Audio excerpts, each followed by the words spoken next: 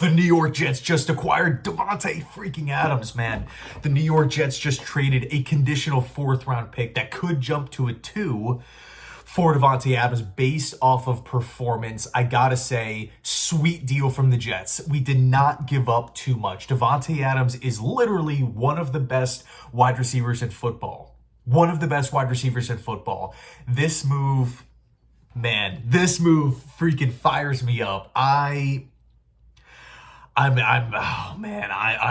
really, really excited. Let's just, and look, I know the emotions are a bit weird. They're a bit down after the 3 straight losses to the Denver Broncos had a chance to win. The Minnesota Vikings had a chance to win. The Buffalo Bills had a chance to win. We blew off all 3 games.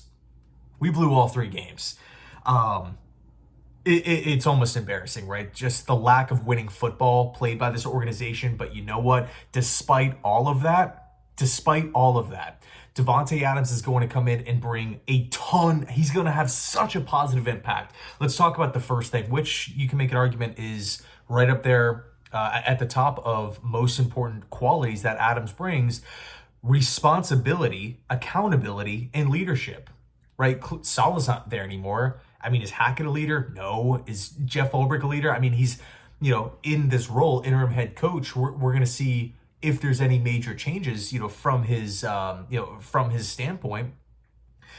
We can, ask the question, is Joe Douglas a leader? Absolutely not. Who's the face of this franchise? Who is the shot caller? It's Aaron Rodgers. With Davante Adams, you kind of feel like he slides right into that number 2. He's going to hold players accountable. He's going to bring that leadership, and he's going to bring that discipline. I love that from that standpoint. Davante Adams plays winning football. Davante Adams is a winner, man. Numbers, wins games, tons of playoff success.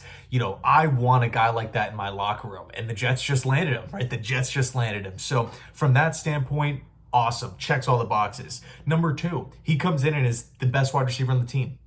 No doubt about it. Best wide receiver on the team. And whenever you can be in a position where you are acquiring a player and they step foot, the second they step foot in the facility, boom, they're the best player at that position. You're in a good position. You're in a good spot.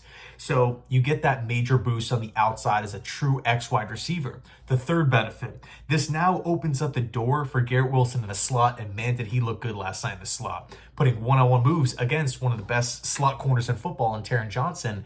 You know what? This offense, which finally perked up last night, right? Aaron Rodgers looked solid for the majority of the night, making sweet throws. He showed off accuracy, showed off arm strength, showed off some mobility. I felt as though Aaron Rodgers looked, I would say pretty good for the majority of the game. Wasn't perfect, had a couple of miscues, but I was impressed with what I saw from Rodgers. Garrett Wilson popped off. Breece Hall popped off. Allen Lazard popped off.